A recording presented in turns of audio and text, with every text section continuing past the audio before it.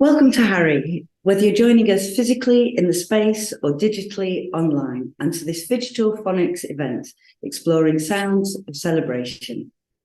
In the room, we have an audience which includes people who contributed original audio of celebratory moments, and we're joined on Zoom by some of the artists who've responded to these snippets to make the original compositions you'll hear tonight, and an online audience who we invite to leave questions and comments in the YouTube chat.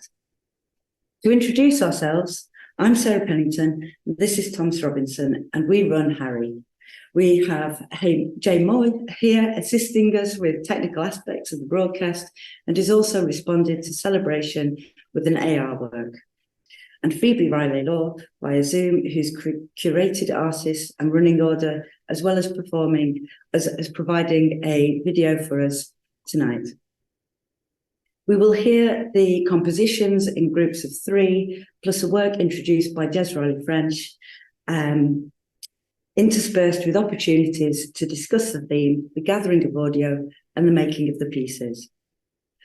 We chose celebration theme as a way of exploring what, why, how, and where we celebrate, and in recognition of the importance to gather, reflect, and acknowledge moments of achievement in a time when life is strained by austerity, fuel poverty, and increasing necessity of food banks, climate catastrophe, strikes for recognition and fairness, and finding our way back in society after the isolation of the COVID pandemic. We received a variety of interesting submissions with different takes on what celebration is and how it's realised. And the sound artists engaged by Phoebe have worked with these to add their own perspectives in beautiful and provocative ways that we look forward to sharing with you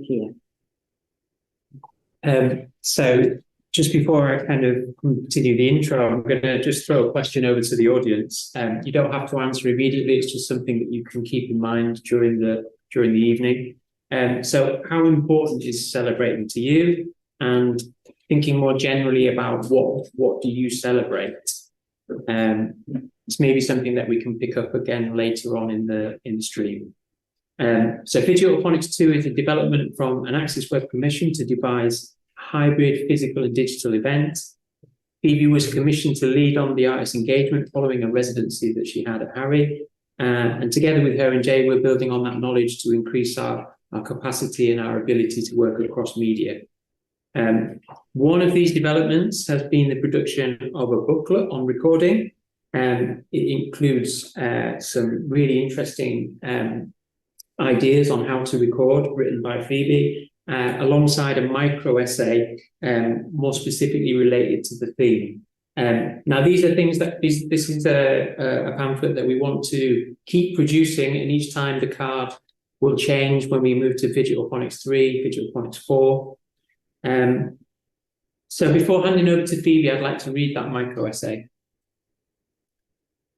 Celebration, traditionally defined as a social gathering or enjoyable activity held to celebrate something.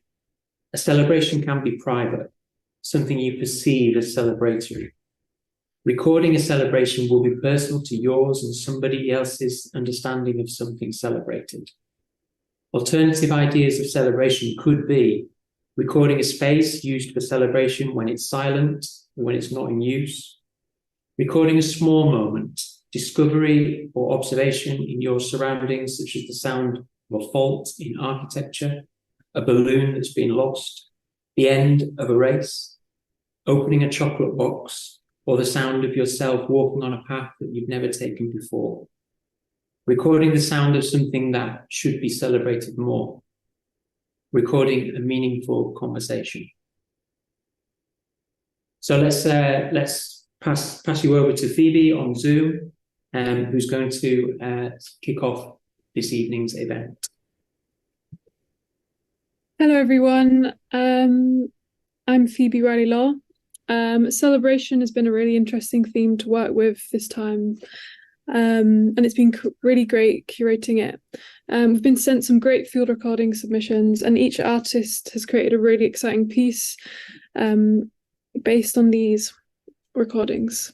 Following on from the micro essay Tom read out, about alternative ways of recording a celebration. I'd like to start with a recent performance and response to Atsuko Tananaka's soundwork Bell, which was created in 1955, which celebrates her place in sound art history.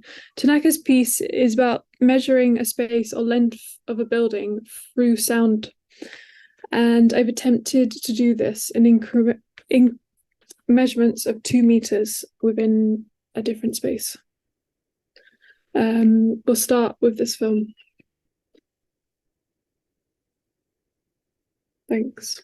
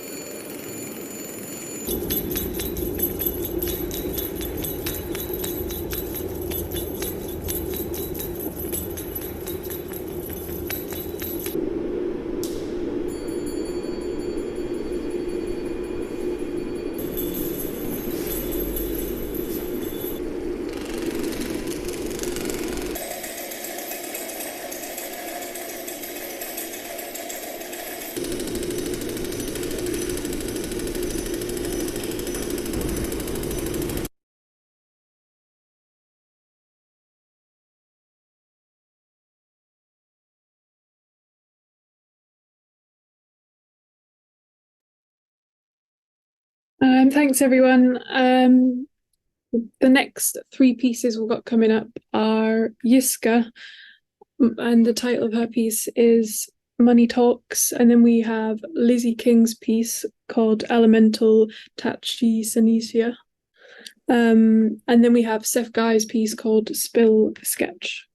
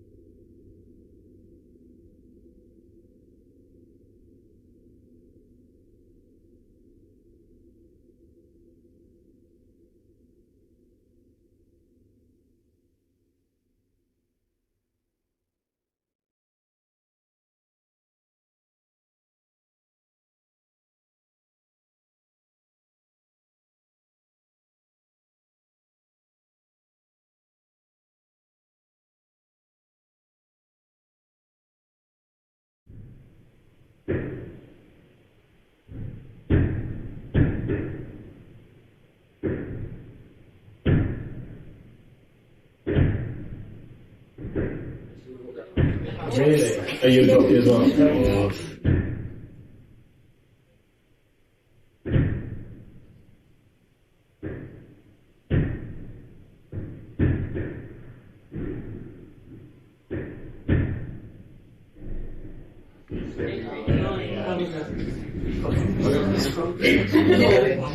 So good.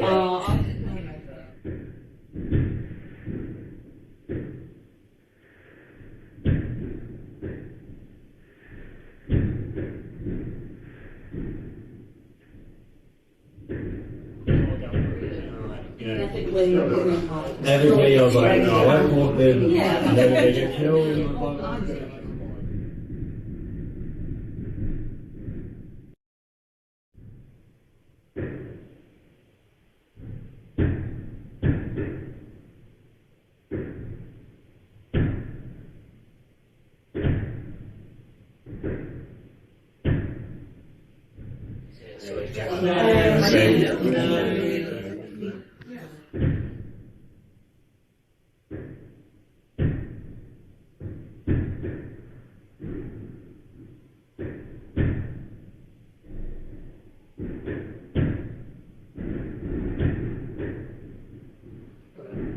I was like, want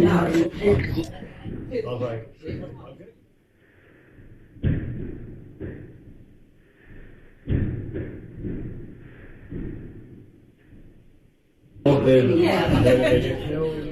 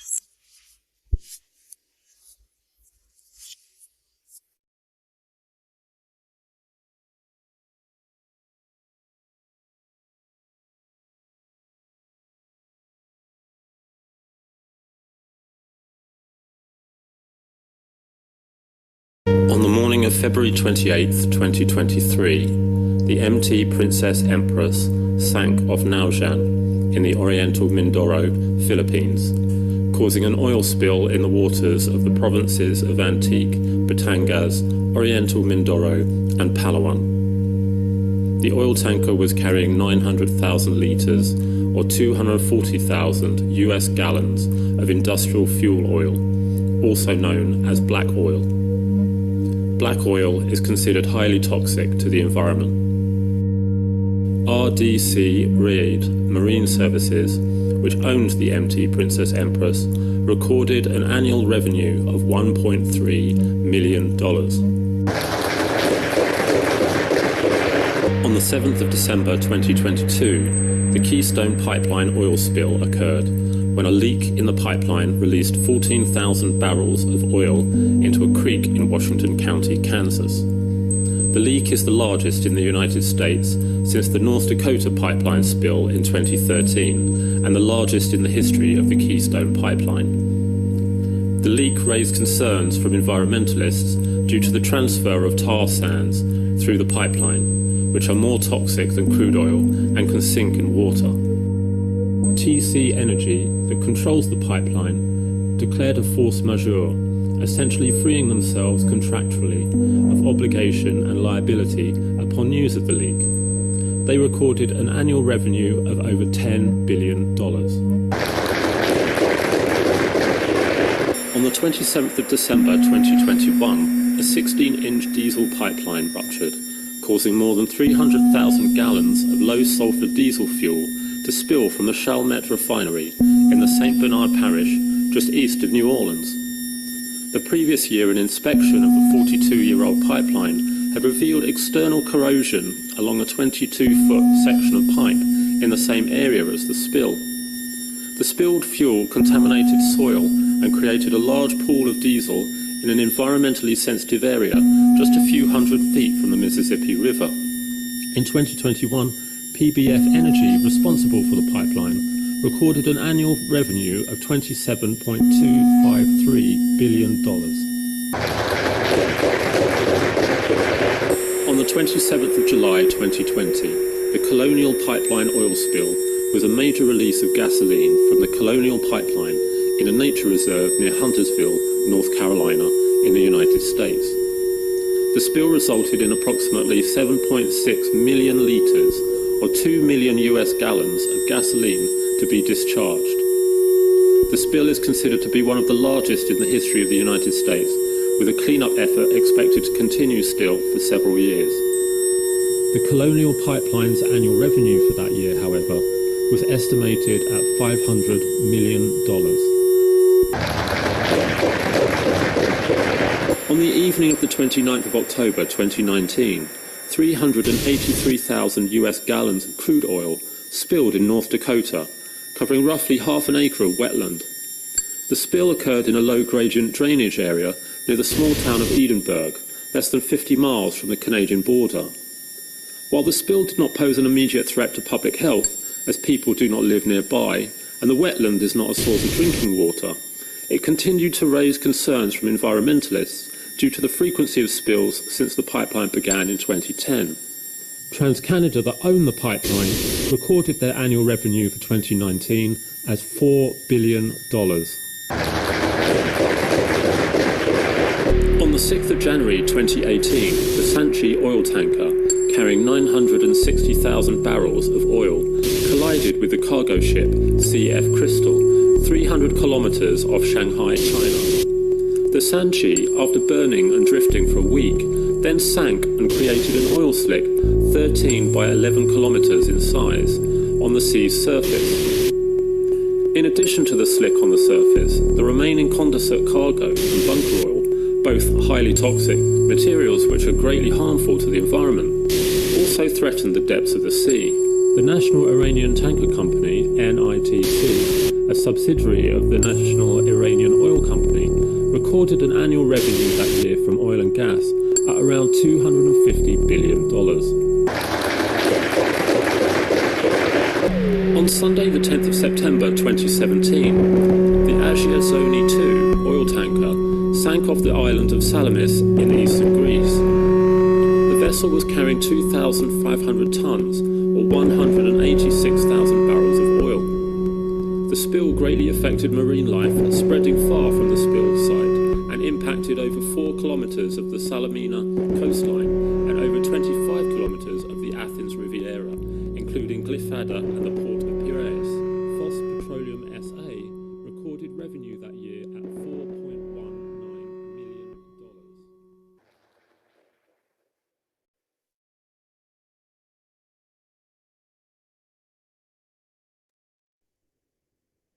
Hi everyone. Just to clarify, you just heard Seth Guy's spill sketch piece.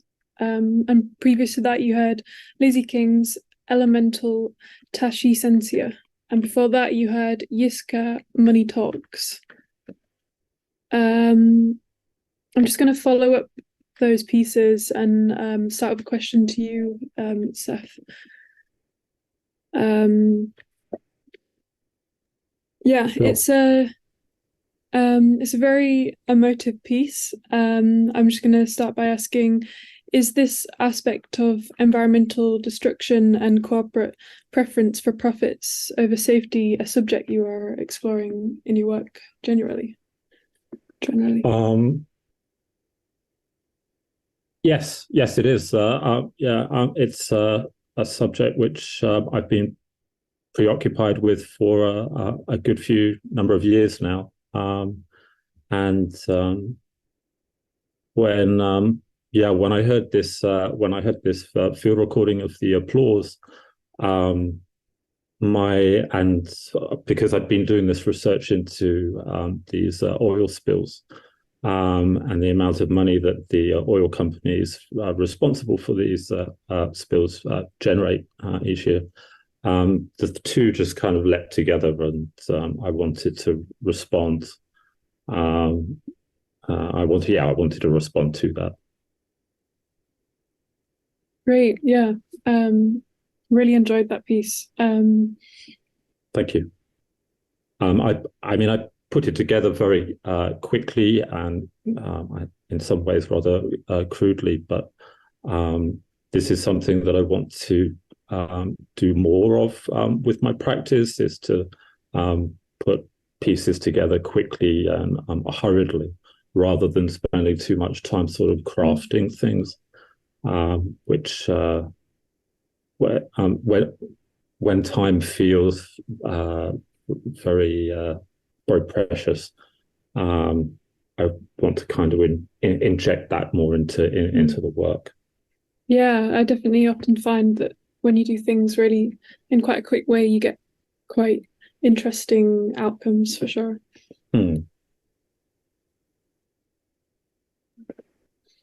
Maybe we could offer this to the room now. We can hopefully see some of the audience on the cam. Yes, I can. Hello, everyone. Does anybody have not just the question for Seth? We've got Lizzie on the call as well. Does anybody in the audience have a question or a comment that they'd like to put to the Zoom?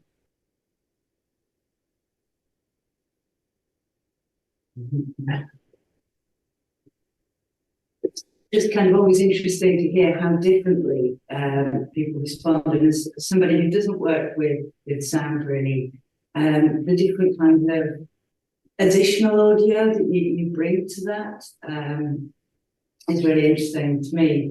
I think the adding in of the personal voice, or the bringing in of the way that those the different elements are put together.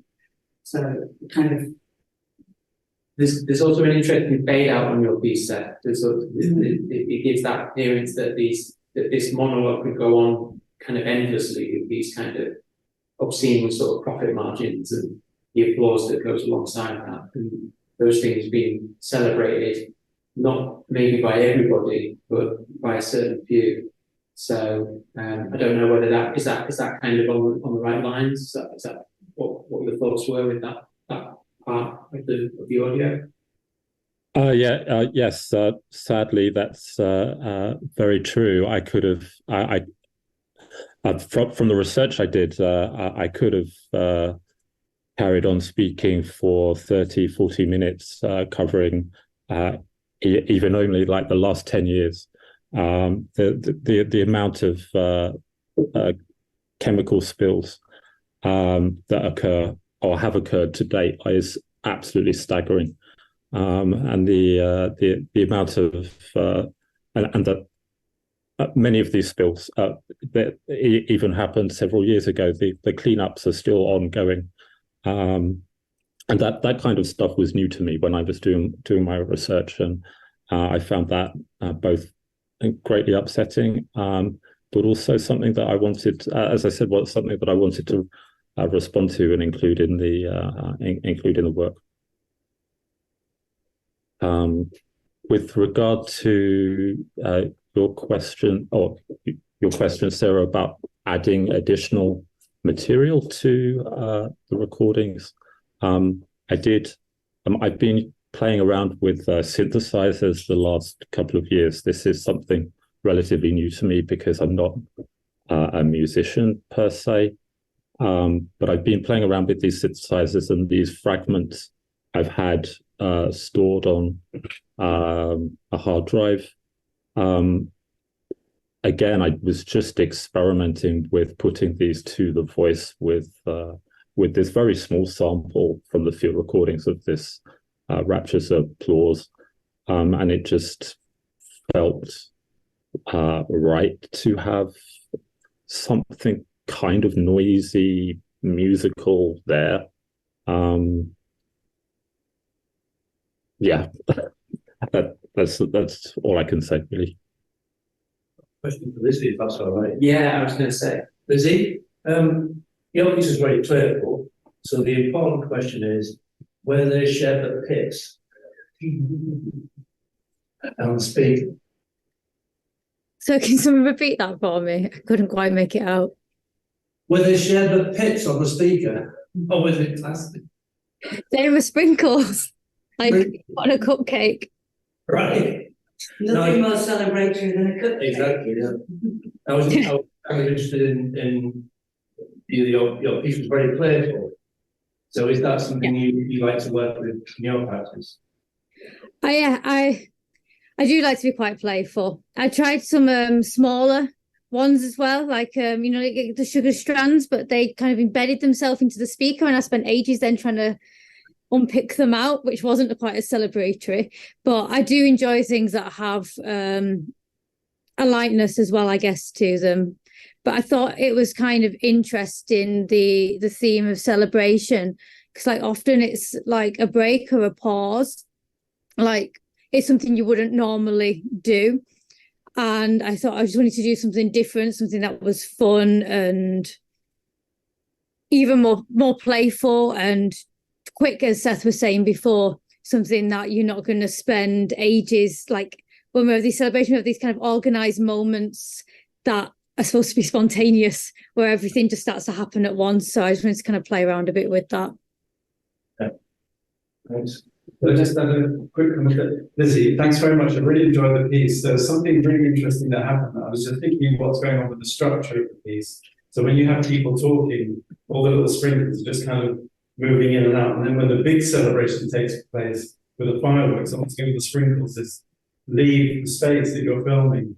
And I thought that was really interesting because it's this moment of kind of big celebration, but you're not looking at anything. So actually you start to listen to the fireworks. And it's that thing of like the build-up, before fireworks, everyone's together, everyone's celebrating, then you just go outside. And you rarely say anything to people, you're the people you're celebrating. So I thought that was a really nice kind of structural element. I'm not sure if it was kind of entirely planned at it, but it doesn't matter. It worked really, really well. Thanks.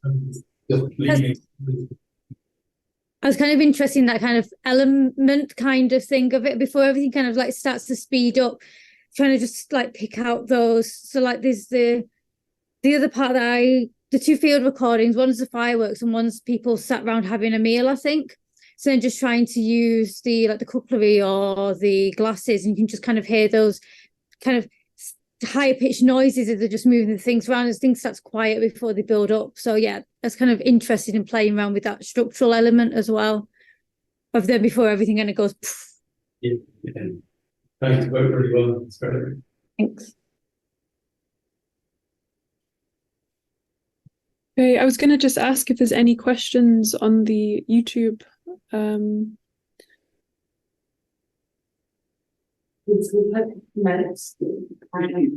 No questions at the moment. We're going to move into a quick 5-minute break before we hear from Jez Riley French. So yeah, feel free to stay on the Zoom. Those people who are on the stream, you'll just see a screen in a minute saying that there's an interval, and gives the people a chance. Gives the people who are in the room and in the audience a chance to kind of get up and stretch their legs. So we'll be back in about five minutes. Thank you very much.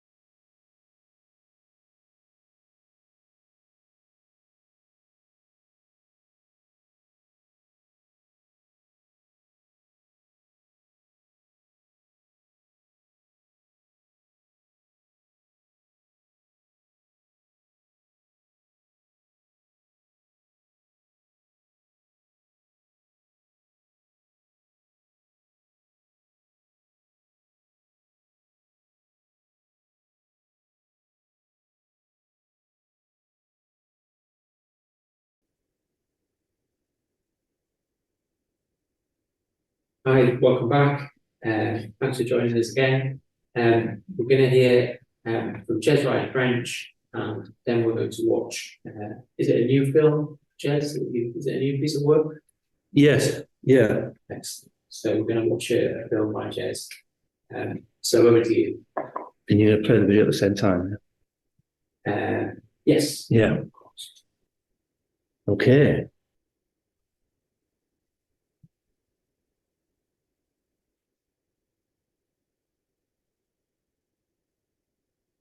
So this piece is a collaboration between myself and Phoebe.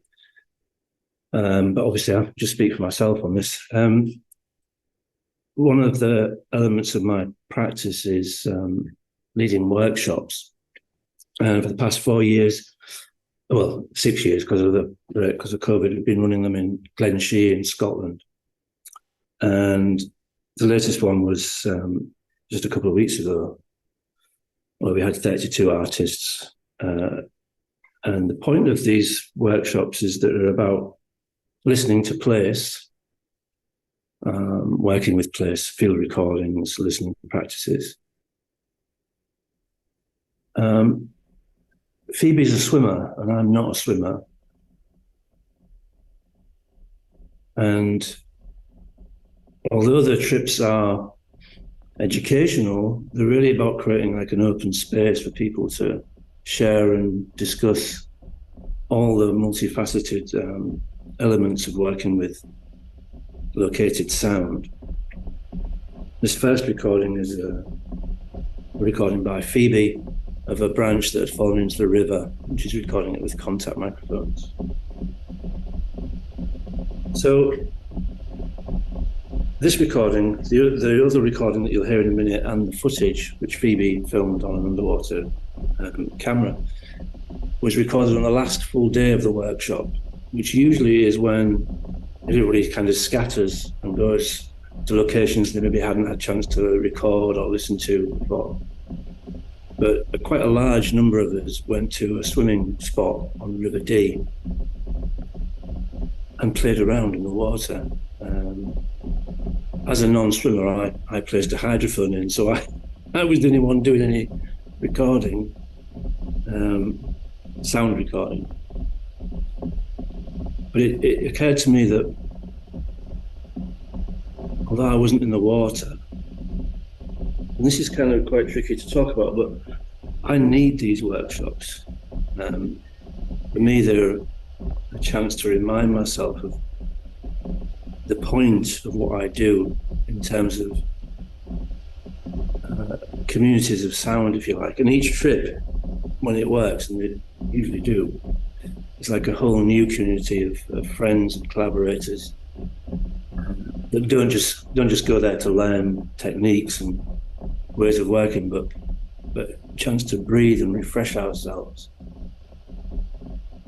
So this piece is really quickly put together based around the footage that Phoebe filmed, just simply slowed down.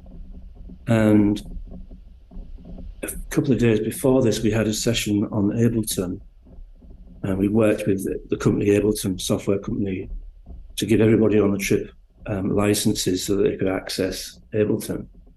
And many of us were working with Ableton for the first time. And we just set up a simple patch in like half an hour and got people creating pieces from their field recordings.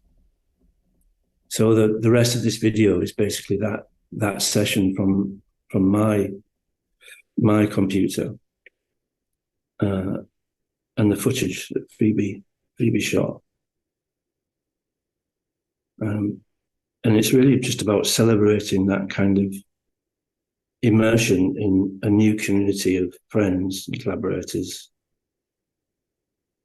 And how, although I did look through the folder of recordings that had been submitted by the people and had a few put aside that I was going to work with, one of the most joyous things about being creative is sometimes just going with your gut.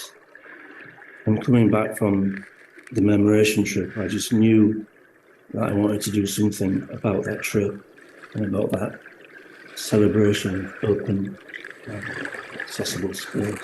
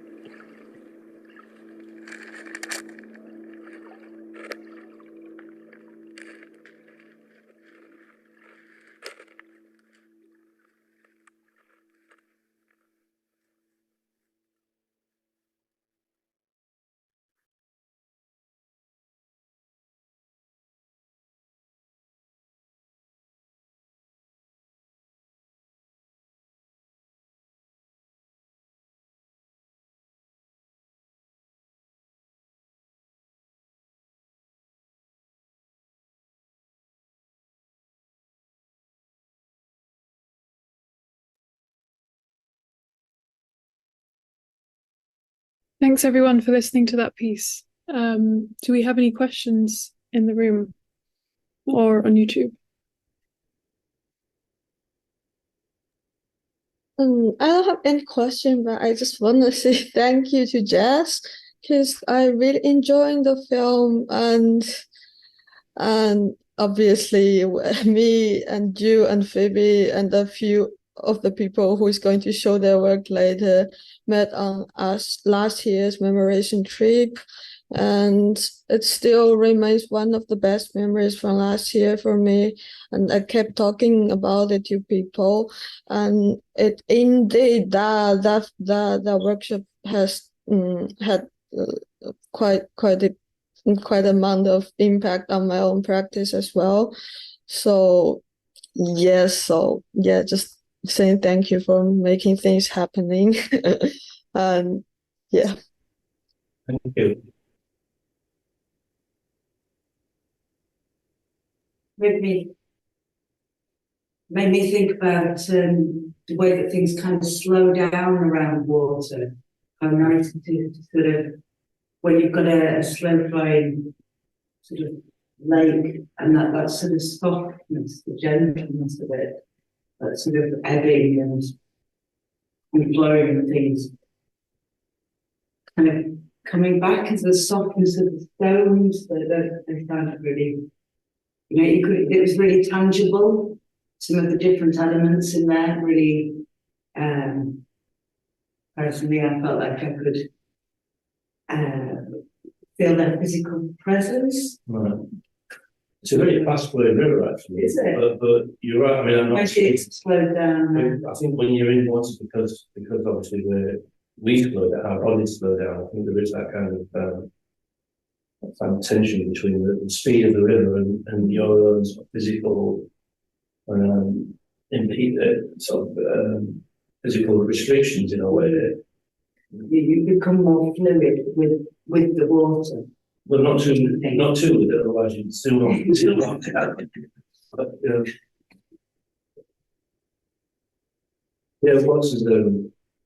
a sound material. It's really interesting. It's pretty tricky to hear that in space, but one of the things I really like about that hydrophone recording, because when you're recording just in the fast-flowing river, usually all we hear is just that, the sort of swishing of the river against the hydrophone. But because people were sort of swimming right next to it and standing on the stones at the bottom, you can hear the crunching of the stones in the sediment, which I really like.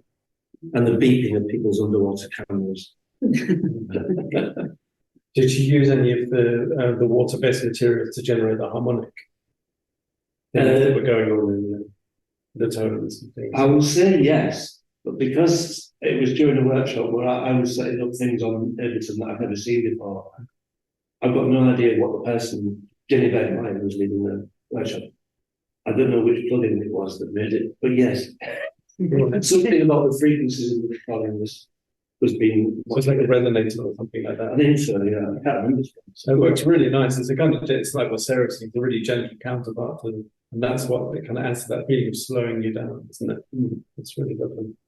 It's one of the strange things actually about running the workshops, because they're obviously quite intense as the organizer, 32 people sort of corral.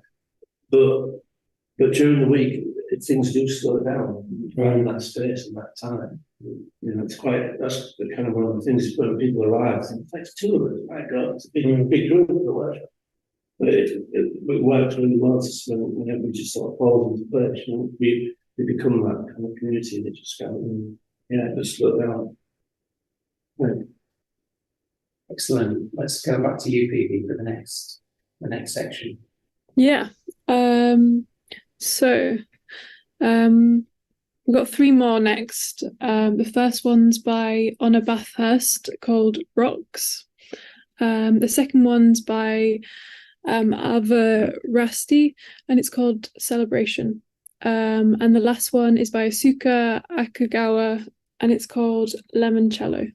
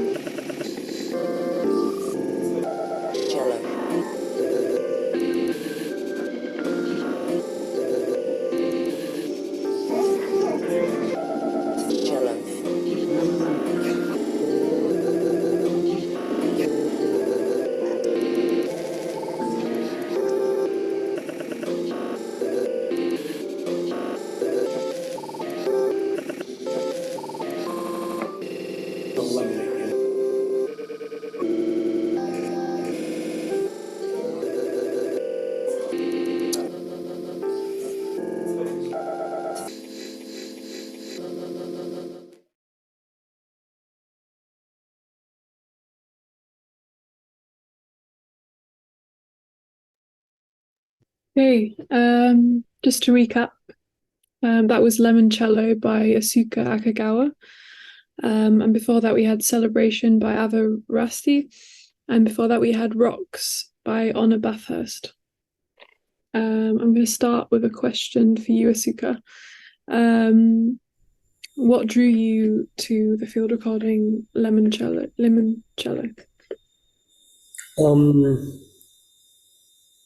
Probably the fact that I'm based in Italy right now, and it's quite common to have limoncello, not just in celebratory occasions. But yeah, when you're having dinner outside after dinner, and it reminded me of a time where I had a limoncello for the first time here at a restaurant, and it wasn't necessarily for any type of celebration. But I realized afterwards that I could consider this dinner as kind of a celebratory moment for me personally arriving here, because it was I think it was in the first or second week, and it was an experience. So it's definitely personal in that sense. But when I was listening to the recording, I realized it was kind of the soundscape was very similar to the situation that I was in at that time. Mm-hmm. Yeah, that's really nice. Do we have any more questions in the room or on the YouTube? Or do you guys have any questions, any of the performers? Maybe because this was a field recording by Sarah, maybe Sarah, why she made that field recording of limoncello? Yeah, so again, well, it was my first experience of limoncello. Yeah, I haven't been back for a second, but go to another time. And it was a meal that had been put off, well, not put off, but been trying to find time to go out for this meal for several months. And the limoncello was a gift at the end, and from the restaurant. Yes. Mm-hmm. And so it felt like, oh, well, they're entering into our celebration. So it seemed like a good moment to record. And also when you're in a restaurant, you've got all these different sounds. And that's what your piece made me think of, how one social interaction is kind of in the middle of all these other disjointed social interactions and meetings and passings. And it had that sort of moments of accord and then moments of discordance. And when you're in a restaurant, you are catching snippets of other people's celebrations, and perhaps that makes you feel more celebratory. Or maybe if you're not celebrating, maybe it makes you feel like you're left out. I don't know. But for me, it was celebratory, and I really enjoyed the moments of these kind of clashing of and clinking of cutlery and glasses and so forth, and the sense of the kind of quite generic music that's played in Italian restaurants. You can kind of guess what's going to be happening. I don't know if it's very authentic to Italy. I think what's I guess authentic is that they gift you the limoncello, because I was gifted a whole bottle when I first had it. So I think that's a. They weren't that generous. It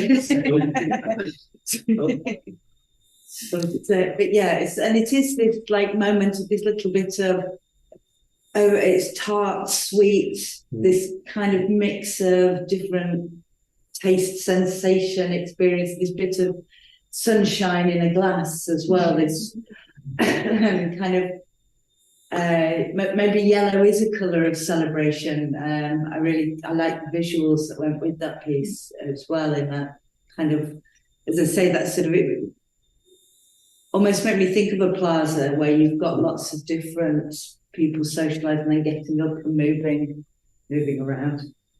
Yeah, that was exactly kind of my idea, with the visuals. Great. Thank you. Does anybody have any comments on any of the other pieces they lost that one as well. No, it was too shy. Thanks for But that. Thanks for that little insight into why that piece was, why that field recording was selected. That's really interesting. That personal connection to the field recording is important, isn't it? Let's move to the next block, shall we? Okay. So we have another three. These are the last three. We've got Laura Selby's and her piece called Thames Phonics.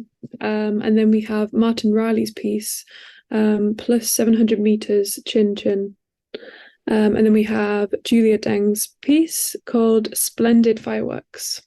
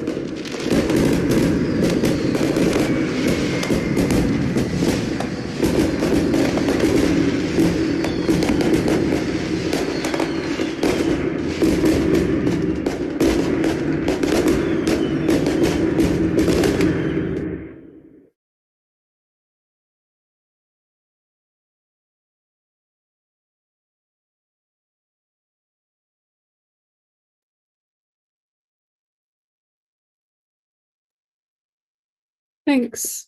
I'm just going to go back to those pieces of work. So lastly, we just had Julia Deng's piece, Splendid Fireworks. And before that, we had Martin Riley's Plus 700 Meters Chin Chin. And before that, we had Laura Selby's Thames Phonics. Since we have you on Zoom, Julia, I'll ask you a question first. What was it that, hold on one second. Yeah, what was it about the field recording and the theme that connected you with World War II? So can you hear me properly? Yeah. Yeah. Okay, cool. So I guess while I was thinking what I would be doing for this event, I have to complete an online training course for which is called Action Against Terrorism, like online, and it was taught. So I think it was basically happened at the same time, so which naturally leads me to think of celebration in a different way, because when I was listening to the recordings that we have to compile together, I almost felt like it felt a little bit ironic somehow, just listening to those very happy songs while I was watching this very serious online training course, kind of talking about all the risks you have to pay attention to around you, basically, like unattended bag could be used for like hiding bombs, that kind of thing. And then so I guess like for national days, we would have like armed force, air force kind of going parade in the sky, which is sort of a celebration as well. But so I'm almost thinking maybe war itself is a kind of celebration in all the technology or strength of human in a pessimistic way. So yeah. Yeah, that's a really interesting perspective. Kind of provokes questions of what happens if we celebrate the wrong things and exalts the wrong people, and how easy it is to build this cult of celebrity, but also to get swept up in a moment of celebration without perhaps always really looking at what is being celebrated. But especially when it's kind of close to home, Julia, I think in kind of European terms, looking at kind of the European perspective of Second World War, I thought it was really, really strong. And something that reminded me of is that every year, New Year's Eve, New Year's Day in Vienna, there's a big celebration, and they play all these famous waltzes, and they always end with this thing called the Radetzky March, and it's a huge celebration. And Radetzky was a brutal war criminal. And they all get up and think, oh, isn't it wonderful, we're doing this thing in Vienna, and it actually ends a really interesting European film where they use the music to show troops going into, I think it's Sarajevo in the First World War. So this is kind of, and it kind of reflected on so many things of that. I think what you did, like drawing out these tensions and the kind of the ways that you can read these celebrations, and also the power of kind of national governmental power and armed forces was really strong. I think it's a great piece that you did. Yeah.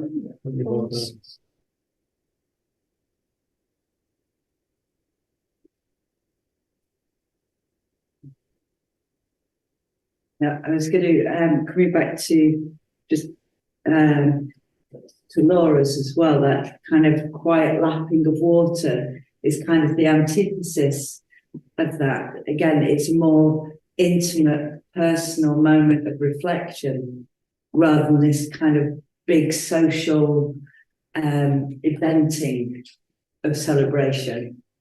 I think, and one of the things I really enjoyed this whole evening has been listening to these different interpretations, thinking about how we celebrate and what we're celebrating, and the sort of the power of different sounds to remind us and take us back to moments of celebration.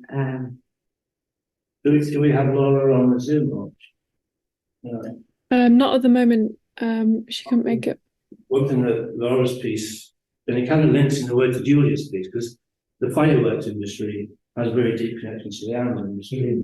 But in Laura's piece, most of the little tiny popping and squeaking sounds were, as far as I know, certainly everybody in the Thamesmen as well, are the clams and the river oysters. And most of those are actually not native to this country that came over on slaving ships. So they've colonised most of the Thames now. So that's a kind of interesting link to this. You know, like as a field recorder, you might put your hand up and say, "Oh, that's a lovely sound." It's actually kind of invasive. Sounds I like that kind of. And that's another sort of interesting dimension to this. What are we celebrating? You know. Is Martin there? Was it Martin who did the plus 700 BPM? Yeah. Martin, because actually we're talking about like this gentle celebrations, and I found the space that Martin created in the loudspeaker amazing. I was constantly listening outside because I thought there were some sounds, there's some interesting psychoacoustic things going on there. But just the space he moved was really comforting and really kind of drew you in. There's some fantastic stuff going on. You know, it's kind of made me think of all the details you were talking about, Jez, and all the kind of small ways you can celebrate as well. Just this, you know, maybe people chinking your glasses or something like that. You think, oh, that's a really nice comforting thing. Yeah, I think in the midst of the very public restaurant setting, the wind buffeting that.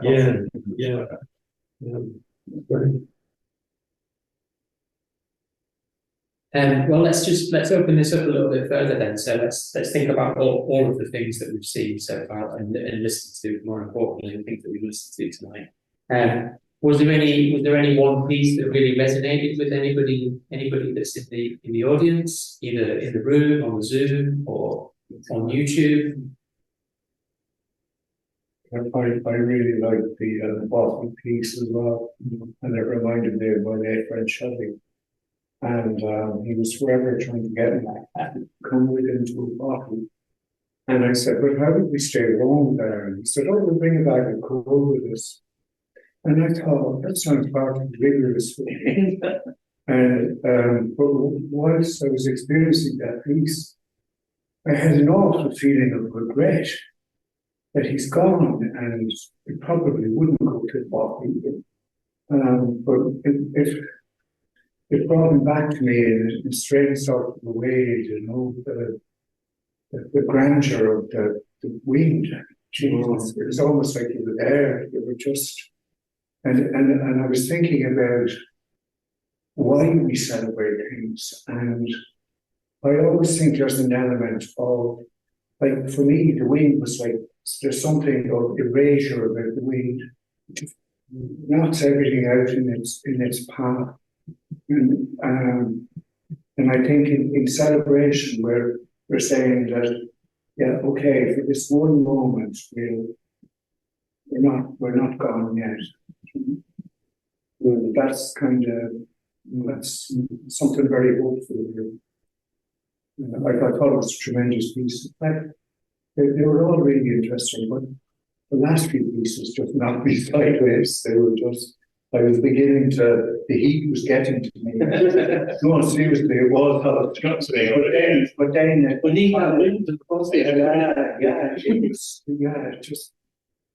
lifted me out of myself.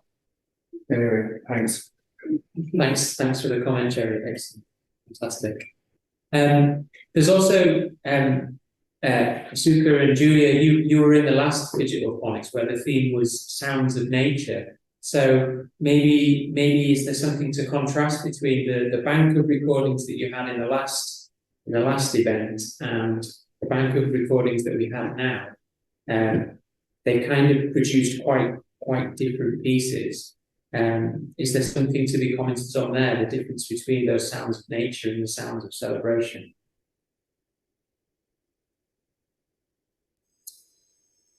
For me, I think the biggest difference was that although they're both organic sounds, obviously for celebrations it was more human initiated sounds,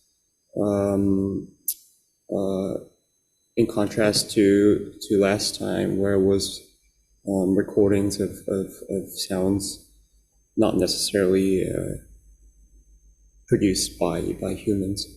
And because I guess certain things that humans do have a pattern in a sense, or a characteristic that we can identify because we're also humans. There was that, in a sense, closeness or something that we can relate to, which was for me, to be honest, a little harder to deal with or to work with. Yeah, so that's my opinion on the difference. So I guess I had some similar feeling because for the first Phygital way, so I mean I guess there is a difference between those recordings, right? Because while people were submitting those natural sounds, the people who's doing the recording tends to actually hide behind those recordings, like they kind of hide and just pretend they are not being there and pretend they are not part of the environment, and they're just collecting sound from the more natural world or from the environmental. While those celebration sounds, we tend to be more present, like the people who is actually doing the recording, and they were actually capturing a group of people doing something, or there will even be conversations going on. So I guess I don't know, and I'm kind of interested in like how those people who did those field recording, what different perspective they had while holding the recorders out there, and I don't know, like kind of how they perceive themselves, their presence, are they kind of perceive themselves as like just something invisible, or I mean, I'm interested in that. And just to put that to Steph and Lizzie, how did you find the experience of being given that bank of sounds of celebrations for the first time? Was it something difficult to respond to, or was it actually quite easy? It's quite different, isn't it? Because like working with sound is mostly doing your own field recordings and then working with them, but then getting somebody else's and trying to think how you can put them together or collage them in together and meld them. And as Julia was saying before about like the voices and stuff, that's not something that I have worked with much before, like people talking, or so that was a lot of different things to think about, I think, and what we perceive as soon as we start to hear people talking. Or I think like I try to distort some of it because I like that idea that people are talking but you can't tell what they're saying, which I thought was quite nice. But as soon as we start to hear those snippets of those words, like the countdown like Julia used at the beginning, or you're suddenly very set in what you're thinking about or the perception. So that was quite a interesting thing to work with, really. I think you're right about the idea of becoming more aware when you're pressing the record button. I did the Money Talks one and Fireworks recordings, and just deciding when it was the right moment to sort of press that record, and just having when to sort of make it stop. I mean, the Money Talks one is really quite moving, because obviously I know the story behind that piece and why I decided to submit it. And for me, it was a celebration, but it kind of reflected the feelings that was in the car at the time when that was going on, and then having this sort of quite cynical song in the background. Had a little bit of a paradox going on with it, but yeah, it's an interesting point. Right, you do become more aware when you're making the recording. That sort of act of pressing, knowing sort of instinctively when to press record and stuff, that's kind of like a really, really important.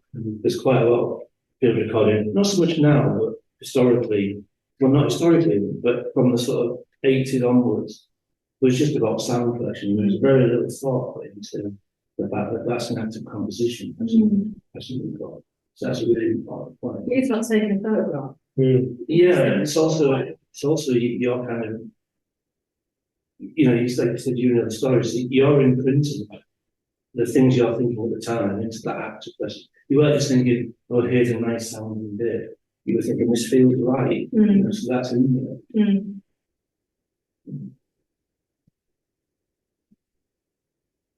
I think it's quite difficult to sometimes know that if you're in the middle of a celebration, if it's something where there are other people around,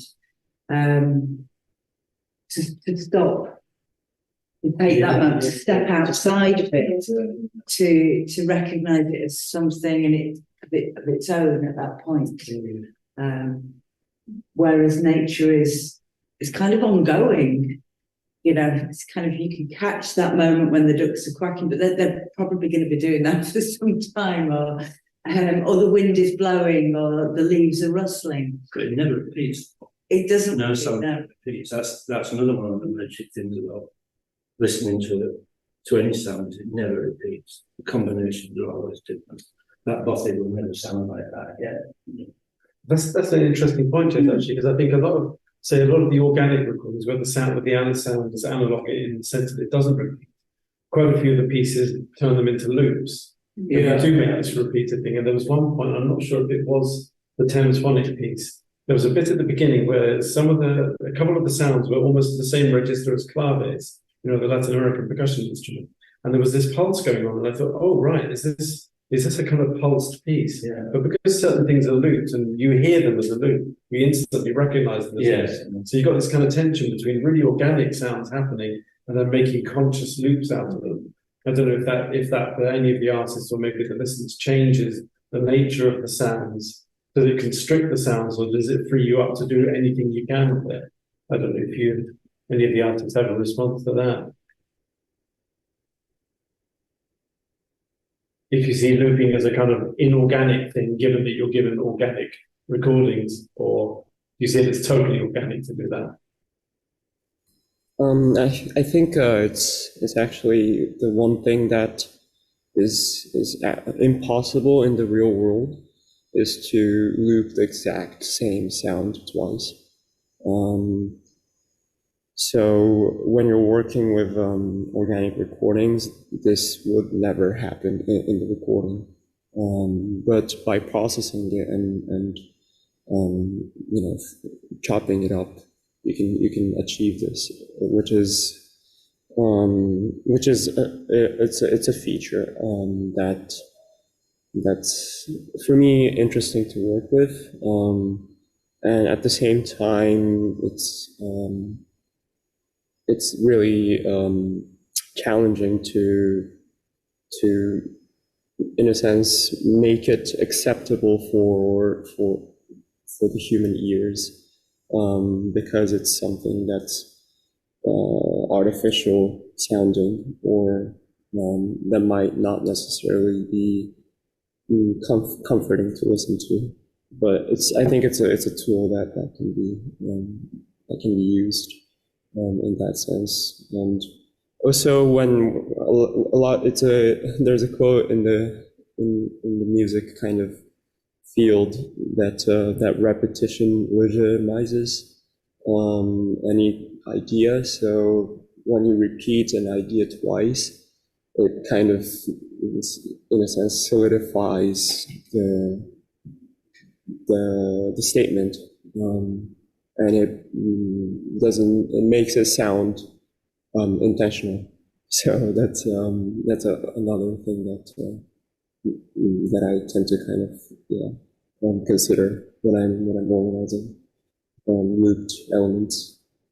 But I have to unfortunately leave to catch a train.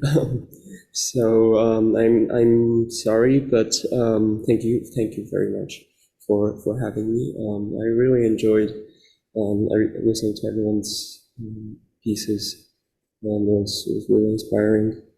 And I look forward to connecting with everyone again in the future. Thanks so much. Yeah. Asuka. Good to see you. Okay. So yes. Thank you very much. Bye bye. Maybe that's the point where we can sort of take to the final part. So Phoebe, is there any closing comments that you'd like to make? Nothing specific. It's been really amazing evening. It's really nice seeing them all put together. I feel like you kind of have a different listening experience when you're sat as a group, kind of trying to listen. But yeah, no, really, really amazing night. Thanks so much, everyone, for being involved. Yeah, thank you, Phoebe. Thank you to all the artists, and thank you for joining us in this event to celebrate celebration and our right to celebratory action. Whether you've been in the room with us, on the Zoom or online. If you want to hear the sounds that inspired the compositions that we used in the compositions, you can find them on our website. I think there's going to be some links at the end. And we invite you, if you have a response to the theme of celebration, whether that is an audio recording, photograph, film, or a piece of writing, we welcome you to email us with that, and we will perhaps add it to the website and into our building our library resource of different sounds and responses to social occasions and situations. Yeah, so thanks to all of the artists. Even this has been something that's been totally unfunded. So thank you for your generosity in allowing us to showcase the work that you've produced. Particularly thanks to Phoebe for organising everyone to be together in the same space. We will be announcing the theme for Phygital Phonics 3. This is a process that we would really love to continue with. Our next event will be sometime in the autumn, and we'd love you to respond with your own recordings, images, and texts. I think that's that, isn't it? Yeah. Huge thanks to Jay as well for making everything run smoothly, and to everyone here, and big round of applause for all the artists.